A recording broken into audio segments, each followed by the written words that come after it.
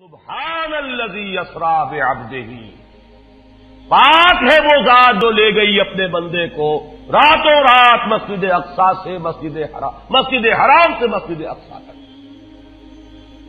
اگر یہ بات کسی انسان کی طرف منسوب ہوتی تو بات اور تھی، اگر یہ فعل حضور کی طرف منسوب ہوتا کہ حضور گئے تو بات اور تھی کہ میں آیا نہیں لایا گیا ہوں، حضور گئے نہیں لے جائے گئے ہیں، اور لے جانے والے وہ ذات ہے سبحان الذی اسری، وہ پاک ہے ہر عیب سے، ہر نقص سے، ہر ذوق سے، ہر کوتاہی سے، وہ منزہ ہے، اعلیٰ ہے، عرفہ ہے، بالا تر ہے، لہذا اس کی قدرت سے یہ ہرگز بعید نہیں کہ وہ اپنے بندے کو راتوں رات مسجد حرام سے مسجد اقصی اور پھر مسجد اقصی سے سدرۃ المنتہا تک لے جائے اور واپس لے آئے اور پھر مسجد حرام میں پہنچا دے۔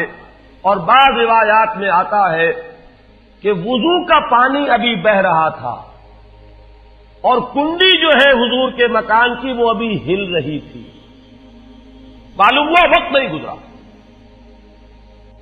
میں کچھ بیان کروں گا، میرے بیان کرنے میں کچھ کمی اور بیشی ہونے کا اندیشہ ہے۔ اگر ہم اتنے خوش قسمت ہیں کہ وہ واقعہ ہمارے پاس ایک مفصل حدیث کی شکل میں موجود، اور حدیث بھی دوسرے یا تیسرے طبقے کی کتابوں کی نہیں، متفق علیہ، جس میں روایتاً جیسا کہ میں نے عرض کیا جس کا پایا تقریباً قرآن کے برابر، اور اس حدیث کے راوی ہیں حضرت مالک ابن صعصع رضی اللہ تعالی عنہ۔ ان کے بارے میں ایک بات ہے بڑی اہم، وہ نوٹ کر لیجئے۔ یہ انصاری صحابی ہیں، ان میں سے نہیں ہے کہ جنہیں حدیثیں بیان کرنے کا کوئی زیادہ شوق رہا ہو، یہ غالباً واحد حدیث ہے جو انہوں نے بیان کی، اور انہیں اس سے نہایت شغف تھا، نہایت محبت کے ساتھ انہوں نے اس کو محفوظ کیا تھا، اس کے ایک ایک لفظ کی حفاظت کی تھی۔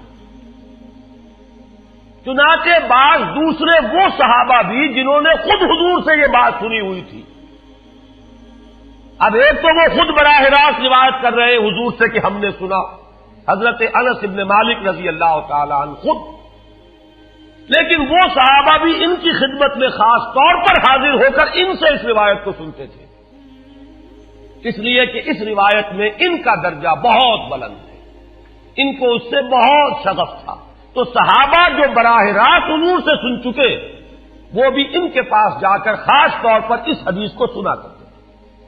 چنانچہ یہ روایت جو متفق علیہ ہے، یہ امام بخاری جو اس کو لائے ہیں عن قتادہ عن انس بن مالک عن مالک بن صعصع رضی اللہ تعالی عنہم، حضرت انس بن مالک سے روایت موجود ہے مسلم شریف میں براہ راست ان سے، لیکن یہ اس روایت کو بیان کر رہے ہیں حضرت مالک ابن صعصع رضی اللہ تعالی عنہ کے حوالے سے۔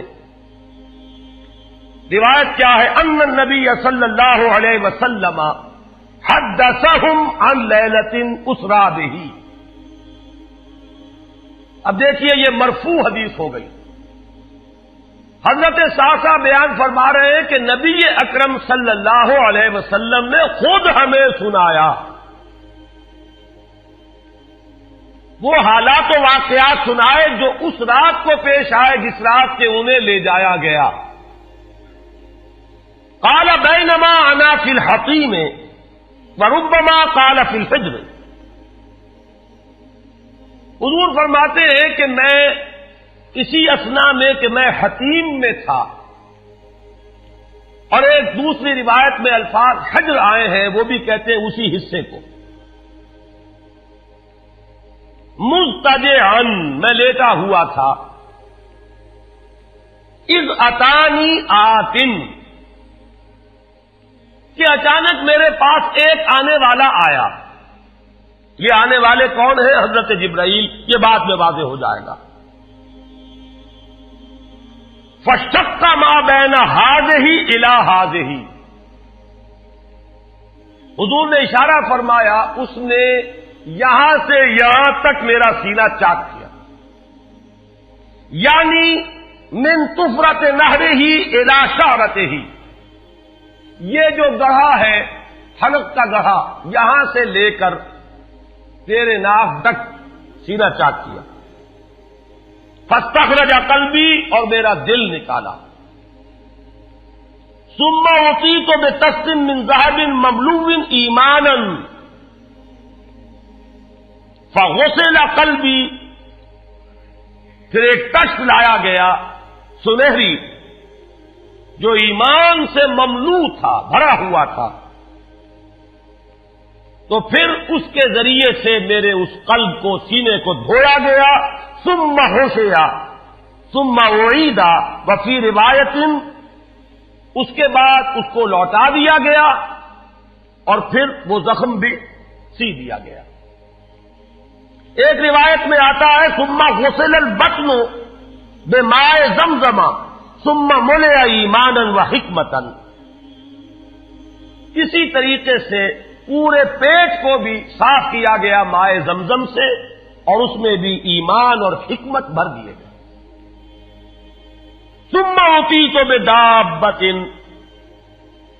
پھر میرے پاس ایک چوپایا لایا گیا، دون البغل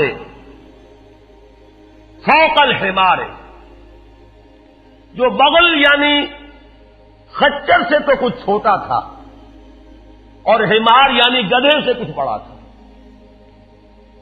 اب یہ جو سفید تھا، یقال له البراق، جس کا نام براق ہے، وَيَدَعُ خَطْوَهُ عِنْدَ أَقْصَى طَرْفِهِ، اور اس کا ہر قدم اس کی حد نگاہ پر جا کر پڑتا تھا۔ فَعِلْتُ عَلَيْهِ، میں اس پر سوار ہوا، فَانْطَلَقَ بِي جبرائیل، اب یہاں نام آ گیا، وہ آنے والے کون تھے؟ پھر چلے میرے ساتھ حضرت جبرائیل، حتی اتت السماء الدنیا، یہاں تک کہ وہ آسمان دنیا تک پہنچ گئے، جو پہلا آسمان۔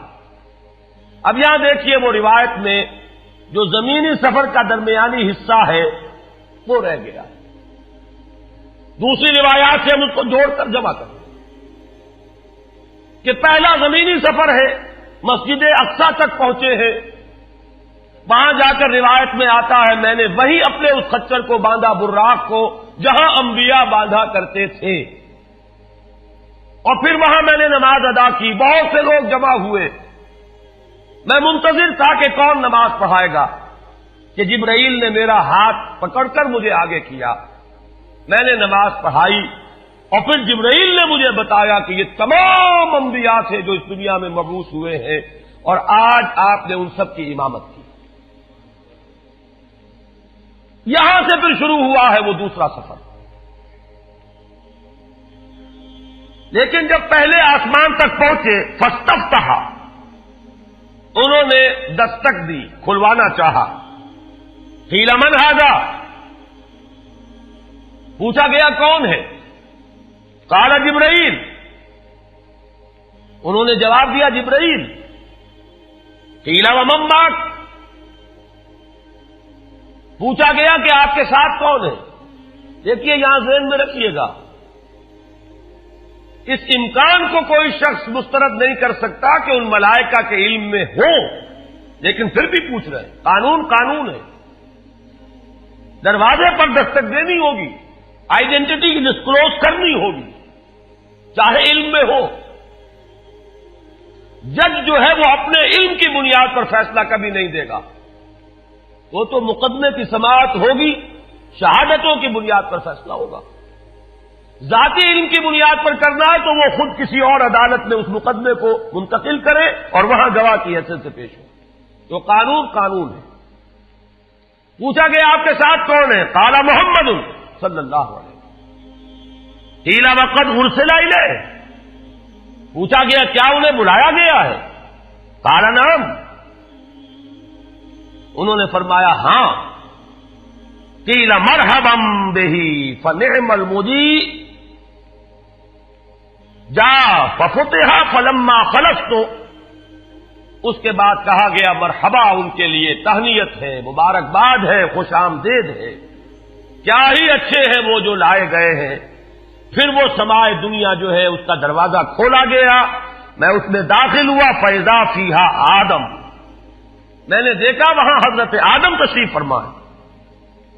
فقال ھذا ابوک، جبرائیل نے کہا یہ آپ کے جد امجد ہیں، فسلم علیہ، ان کو سلام کیجئے، فسلمت علیہ، میں نے انہیں سلام کہا، فرد السلام، انہوں نے سلام کا جواب دیا، ثم قال مرحبا بالابن الصالح والنبی الصالح، خوش آمدید ہے، مرحبا ہے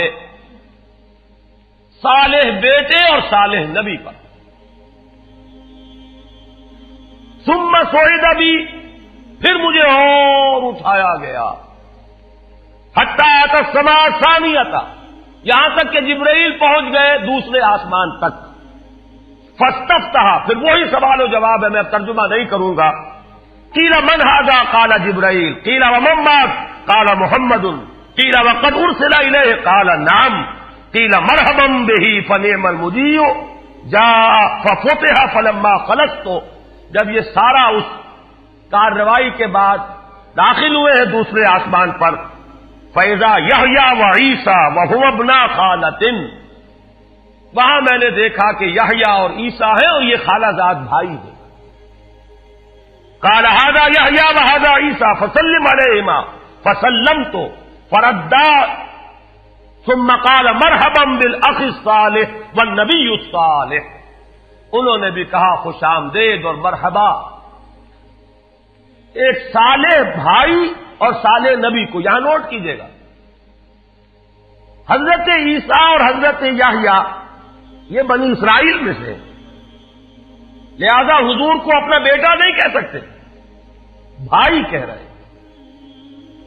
آدم جد امجد ہیں، انہوں نے بیٹا کہا ہے، مرحبا بابن الصالح والنبی الصالح، وہ نبی تو ہے، سب کہیں گے نبی، لیکن کوئی بھائی کہے گا، کوئی بیٹا کہے گا، ابراہیم بیٹا کہیں گے، موسیٰ وہ بھائی کہیں گے، جن کی نسل سے آپ نہیں ہیں، وہ جو براہ راست نسل چلی آ رہی ہے اس میں جو ذکر کرے گا وہ بیٹے کے لفظ سے کرے گا۔ ثم صعد بی الی السماء الثالثہ فاستفتح، قیل من ھذا قال جبرائیل، قیل ومن معک قال محمدا، قیل وقد ارسل الیہ قال نعم، قیل مرحبا بہ فنعم المجیء جاء ففتح فلما خلصت اذا یوسف قال ھذا یوسف فسلم علیہ، فسلمت علیہ فرد، ثم قال مرحبا بالاخ الصالح والنبی الصالح۔ اب مجھے ترجمے کی ضرورت نہیں ہے، ایک مرتبہ بات آپ نے سمجھ لی، اب تیزی کے ساتھ میں اس حدیث کو پڑھ دینا چاہتا ہوں۔ ثم صعد بی، پھر مجھے اور بلندی پر لے جایا گیا، حتی اتی السماء الرابعہ فاستفتح، قیل من ھذا قال جبرائیل، قیل ومن معک قال محمد، قیل وقد ارسل الیہ قال نعم، قیل مرحبا بہ فنعم المجیء جاء ففتح فلما خلصت فاذا ادریس فقال ھذا ادریس فسلم علیہ، فسلمت علیہ فرد، ثم قال مرحبا بالاخ الصالح والنبی الصالح۔ یہاں ملاقات ہوئی حضرت ادریس علیہ الصلوۃ والسلام سے۔ ثم صعد بی حتی اتی السماء الخامسۃ فاستفتح، قیل من ھذا قال جبرائیل، قیل ومن معک قال محمد، قیل وقد ارسل الیہ قال نعم، قیل مرحبا بہ فنعم المجیء جاء ففتح فلما خلصت فاذا ہارون قال ھذا ہارون فسلم علیہ، فسلمت علیہ فرد، ثم قال مرحبا بالاخ الصالح والنبی الصالح۔ ثم صعد بی حتی اتی السماء السادسہ فاستفتح، قیل من ھذا قال جبرائیل، قیل ومن معک قال محمد، قیل وقد ارسل الیہ قال نعم، قیل مرحبا بہ فنعم المجیء جاء ففتح فلما خلصت فاذا موسیٰ قال ھذا موسیٰ فسلم علیہ، فسلمت علیہ فرد، ثم قال مرحبا بالاخ الصالح والنبی الصالح۔ چھٹے آسمان پر یہ حضرت موسیٰ سے ملاقات ہوئی. فلما جاوزت تو بتا، جب میں آگے بڑھا تو حضرت موسیٰ روئے. قیل ما یبکی کا، ان سے پوچھا گیا کہ آپ کو کیا چیز رلا رہی ہے؟ قال ابکی لأن غلاما بعث بعدی، کہ مجھے اس بات پر رونا آ رہا ہے یہ نوجوان محمد صلی اللہ علیہ وسلم، یہ میرے بہت بعد ان کی بعثت ہوئی ہے. يدخل الجنت من امته اکثر ممن يدخلها من امتی، میرے بہت بعد آنے کے باوجود ان کی امت میں سے جنت میں داخل ہونے والوں کی تعداد میری امت کے مقابلے میں بہت زیادہ ہوگی. بہرحال اپنی امت کا خیال تو ہے، وہ شفقت جو نبی اور رسول کو اپنی امت پر ہونی چاہیے وہ ہے بتمام و کمال. اسے معاذ اللہ کسی حسد پر معمول نہ کیجیے، بلکہ وہ جو احساس ہوا ہے اپنی امت کی محرومی کا، وہ ہے کہ جس نے حضرت موسیٰ علیہ السلام پر یہ کیفیت طاری کی. ثم صعد بی، پھر مجھے اور بلند کیا گیا، الی السماء السابعۃ، ساتویں آسمان پر. فاستفتح قیل من ھذا قال جبرائیل، قیل ومن معک قال محمد صلی اللہ علیہ وسلم، قیل وقد بعث الیہ قال نعم، قیل مرحبا بہ فنعم المجیء جاء. فلما خلفت فاذا ابراہیم قال ھذا ابوک ابراہیم فسلم علیہ، فسلمت علیہ فرد السلام ثم قال مرحبا بالابن الصالح والنبی الصالح. حضرت ابراہیم نے پھر استقبال کیا، خوش آمدید صالح بیٹے اور صالح نبی کے لیے. ثم رفعت، اب ذرا یہاں نوٹ کیجئے گا، یہاں صعد تو نہیں آیا، صعد بھی نہیں آیا، رفعت. پھر مجھے اور بلند کیا گیا الی سدرۃ المنتہی. یہ سدرہ منتہا ہے جس کا ذکر ہے سورۃ النجم. اسی سدرۃ المنتہا کے پاس جنت ماوا ہے، وہ جس کا وعدہ کیا گیا ہے، جو ٹھکانہ بنے گی اللہ کے نیکوکار بندوں کا، جس میں وہ رہیں گے ہمیشہ ہمیش. فادخلوها خالدین، وہ بھی وہی ہے. پھر اٹھائے گئے حضور بیت المعمور تک. ثم اعطیت باناء من خمر واناء من لبن واناء من عسل. پھر میرے سامنے یہ بیت معمور کیا ہے یہ بھی جان لیجئے. یہ در حقیقت اس سمائے سابعہ پر، ساتویں آسمان پر خانہ کعبہ کا اصل جو ہے اللہ کا گھر، جس کا یہ ظل اور سایہ اس دنیا میں ہے، خانہ کعبہ، یہ ہے وہ بیت المعمور، جس کے بارے میں ایک اور روایت میں الفاظ یہ آئے ہیں، اس میں روزانہ 70,000 فرشتے داخل ہوتے ہیں، اور جو فرشتہ ایک مرتبہ داخل ہوا ہے آج تک اسے دوبارہ داخل ہونے کی نوبت نہیں آئی. اسی طریقے سے وہ فرشتے ہیں جو طواف کرتے ہیں خانہ کعبہ کا. پھر جان لیجئے یہ ہماری نگاہوں سے مخفی عالم غیب کی ایک دنیا ہے اپنی جگہ، چاہے ہمیں نظر نہ آئے. پھر میرے سامنے 3 برتن لائے گئے، ایک دودھ کا اور ایک شہد کا اور ایک شراب کا. فاخذت اللبن، میں نے دودھ والا پیالہ اٹھا لیا. قال ہی الفطرہ، حضرت جبرائیل نے توثیق کی کہ یہ ہے اصل میں آپ کا انتخاب درست ہے، یہ فطرت ہے. فطرت اللہ التی فطر الناس علیہا، یہی جو فطرت انسانی سے قریب ترین شے ہے اس کا آپ نے انتخاب کیا. اتت انت علیہا و امتک، اسی فطرت پر اے محمد آپ بھی ہے آپ کی امت بھی ہے. ثم فرضت علیہ صلوات ال50 کل یوم. ایک اور روایت میں الفاظ آئے ہیں، اس میں اس کی وضاحت نہیں ہے کہ 3 چیزیں حضور کو یہاں عطا کی گئی. ایک تو 50 نمازیں جو فرض ہوئی، ایک دن رات میں 50 نمازیں، اور ایک سورہ بقرہ کی آخری 2 آیات جو تحفہ اللہ نے دیا محمد کو امت کے لیے صلی اللہ علیہ وسلم. آمن الرسول بما انزل الیہ من ربہ والمؤمنون کل آمن باللہ وملائکتہ وکتبہ ورسلہ. یہاں سے لے کر آخر تک فانصرنا علی القوم الکافرین تک یہ 2 آیات یہ جنت کے خزانوں میں سے 2 خزانے ہیں جو شب معراج کو عطا ہوئے ہیں محمد الرسول اللہ کو بطور تحفہ امت کے لیے. اور تیسری بات یہ کہ اے نبی آپ کی امت کے لیے یہ خصوصی بات ہے کہ آپ کی امتیوں کے گناہ کبیرہ بھی بغیر توبہ کے معاف ہو سکیں گے. یہ خصوصی تحفے ہیں جو امت کے لیے لے کر آئے محمد صلی اللہ علیہ وسلم. 3 تحفے نماز جو اس معراج میں فرض ہو رہی ہے اور اسی کو حضور کہہ رہے ہیں الصلاۃ معراج المومنین. اہل ایمان کے لیے یہ بمنزلہ معراج ہے. اس میں پھر روایت میں تفصیل آ رہی ہے.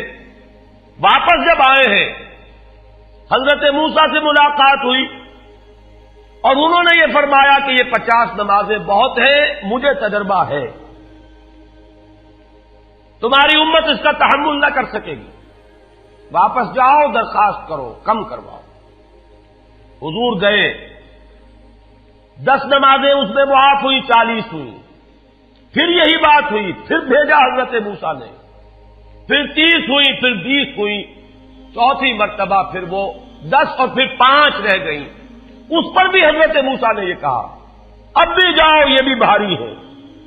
حضور نے فرمایا مجھے شرم آتی ہے, میں اتنی مرتبہ جا چکا ہوں, مزید اب جانے سے حیا محسوس کر رہا ہوں. تو ندا آئی کہ یہ 5 ہی 50 کے برابر ہیں. ہمارے ہاں قول بدلا نہیں جاتا. یہ 5 جو ہے در حقیقت یہ قائم مقام ہے ان 50 کے کہ جو اول ہم نے فرض کی تھی. یہ 50 ہی شمار ہوں گی اگر ان کا انسان ان پر مداومت اختیار کر لے. میں آخری جملہ آپ کو اس کا سنا دیتا ہوں. فَأُمِرْتُ بِخَمْسِ صَلَوَاتٍ كُلَّ يَوْمٍ فَرَجَعْتُ إِلَىٰ مُوسَىٰ فَقَالَ بِمَا أُمِرْتُ بِخَمْسِ صَلَوَاتٍ كُلَّ يَوْمٍ قَالَ إِنَّ أُمَّتَكَ لَا تَسْتَطِيعُ 5 صَلَوَاتٍ كُلَّ يَوْمٍ وَإِنِّي قَدْ جَرَّبْتُ النَّاسَ قَبْلَكَ وَعَالَجْتُ بَنِي إِسْرَائِيلَ أَشَدَّ الْمُعَالَجَةِ. میں نے بنی اسرائیل کا حتی الامکان معالجہ کیا, ان کے حالات کو درست کرنے کی کوشش کی, لیکن مجھے تجربہ ہے یہ 5 بھی نہیں جھیلی جائیں گی. فارجع الی ربک فاسألہ التخفیف, مزید تخفیف چاہیے لامتک. قال سألت ربی حتی استحییت ولکنی ارضی واسلم. قال فلما جاوزت نادى مناد ابزیت فریضتی وخففت عن عبادی. متفق علیہ. مجھے ندا آئی کہ میں نے اپنے بندوں پر تخفیف کی. اس میں وہ ذکر نہیں ہے, دوسری روایت میں ہے کہ ساتھ ہی وضاحت ہو گئی کہ یہ 5 نمازیں بھی 50 کے برابر ہے. میری بات نہیں بدلی گئی ہے, وہ در حقیقت میں نے اسی 50 کا رتبہ جو ہے ان 5 کو عطا فرما دیا. یہ روایت ہے جو متفق علیہ ہے. روایات کثیر, جنت اور دوزخ کے جو مشاہدات کرائے گئے وہ بہت تفصیل سے دوسری روایات میں, لیکن کسی اور روایت کا استناد کے اعتبار سے, اسناد کے اعتبار سے وہ درجہ نہیں ہے جو اس روایت کا ہے. باقی میں نے مسلم شریف کی روایات میں سے اور تفاصیل آپ کو سنائی ہے. یہ ہے واقعہ. پھر حضور واپس آئے ہیں, وہیں بیت المسجد اقصی میں آئے ہیں, پھر واپس تشریف لائے ہیں, اور اس کا میں بیان کر چکا ہوں دوسری روایات میں کہ وقت بالکل نہیں گزرا, کہیں روک دیا گیا ہے, پوری کائنات کو کہیں تھام دیا گیا. یہ بات تو وہ ہے جو آج سے پہلے بھی سمجھ میں آ سکتی تھی کہ شاید کسی ایک جگہ پر پوری کائنات کو روک دیا گیا. وقت بالکل نہیں گزرا کسی کے لیے. لیکن جیسا کہ میں نے عرض کیا, اس وقت تو یہ بھی سمجھ میں آتا ہے کہ سب کے لیے وقت گزر رہا ہو اور صرف محمد الرسول اللہ کے لیے نہ گزرے صلی اللہ علیہ وسلم. آج یہ بات بھی سمجھ میں آ سکتی ہے, لیکن یہ ہے کہ قرین قیاس وہی پہلی بات ہے. کہ اس میں پورے اس وقت کے لیے وقت کی رفتار کو روک دیا گیا ہو. وہ مسئلہ یاد آ گیا کہ آگے بڑھو یا وقت کی رفتار روک دو. تو یہ وقت کی رفتار ہے جو محمد الرسول اللہ صلی اللہ علیہ وسلم کے لیے روک دی گئی. اس کے بعد جو ہنگامہ ہونا چاہیے تھا وہ ہوا. صبح جب حضور نے فرمایا کہ یہ میرے ساتھ واقعہ پیش آیا ہے تو جو رد عمل ہونا چاہیے تھا وہ ہوا ہے. یہاں تک بھی ہوا ہے کہ بہت سے مومنین صادقین متزلزل ہو گئے. مشرکین نے کفار نے بغلیں بجائی کہ اب ہمیں موقع مل گیا. معلوم ہوتا ہے ابھی تک تو شک ہی کی بات تھی کہ ان کو کچھ خلل دماغی کا عارضہ ہے. اب تو ثابت ہو گیا, کسی شک کو شبے کی گنجائش نہیں. چنانچہ اب آپ اس کا اندازہ کیجئے, یہ واقعہ مکے میں بیٹھ کر بیان کیا جا رہا ہے. امتحان لیے گئے ہیں. اچھا اگر گئے تھے تو بتاؤ مسجد اقصی کے ستون کتنے ہیں, وہاں کی کھڑکیاں کیسی ہیں. حضور فرماتے ہیں, ایک حدیث موجود ہے کہ میں گھبرا گیا, اس لیے کہ کس کو یاد رہتا ہے. مسجد اقصی میں جا کر حضور ستون تو نہیں گن رہے تھے, لیکن یہ کہ جب پوچھا جا رہا ہے تو مجمع میں تو ہو سکتا ہے کہ تالی پٹ جائے کہ اچانک اللہ تعالی نے میرے سامنے مسجد اقصی کو کر دیا. اب میں دیکھ کر بتا رہا ہوں اور لوگ دنگ ہو رہے ہیں. اب دیکھیے وہ مشاہدہ جو میں نے عرض کیا تھا, مشاہدات بے شمار ہیں. جنت سامنے لے آئی جاتی ہے اور آگ سامنے لے آئی جاتی ہے, جہنم سامنے لے آئی جاتی ہے, مسجد اقصی سامنے لے آئی گئی ہے, جن میں سے ہر سوال کا جواب حضور نے مشاہدے سے دیا. اسی ضمن میں وہ واقعہ آتا ہے کہ حضرت ابو بکر کے پاس گئے لوگ دوڑے دوڑے. وہ یہ سمجھتے تھے کہ اگر یہ پالا ہم مار لیں تو پھر ہماری جیت ہے. ابو بکر کو اگر ہم متزلزل کر دیں تو پھر گویا کہ ہمارے لیے کوئی اور پرابلم نہ رہے گا. روایت میں آتا ہے حضرت ابو بکر نے بھی سن کر ایک دفعہ جھرجھری لی ہے, لیکن صرف ایک سوال کیا, کیا واقعی وہ یہ فرما رہے ہیں؟ لوگوں نے خوش ہو کر کہا, تالیاں بجائے, ہاں ہاں کہہ رہے ہیں, چلو ہم لے چلتے ہیں. انہوں نے سمجھا کہ ہمارا وار جو ہے کارگر ہوا ہے, واقعی کو تزلزل ہے. لیکن اگلا جواب ابو بکر کا یہ تھا, اگر وہ کہہ رہے ہیں تو 100% درست کہہ رہے ہیں. میں روزانہ یہ مانتا ہوں کہ فرشتہ آسمان سے ان کے پاس آتا ہے, تو اگر ایک مرتبہ انہیں آسمان پر لے جایا گیا تو یہ کون سی بڑی ہے. یہ ہے وہ دن کہ جس کے بعد صدیق اکبر شمار ہوئے ہیں ابو بکر صدیق. صلی اللہ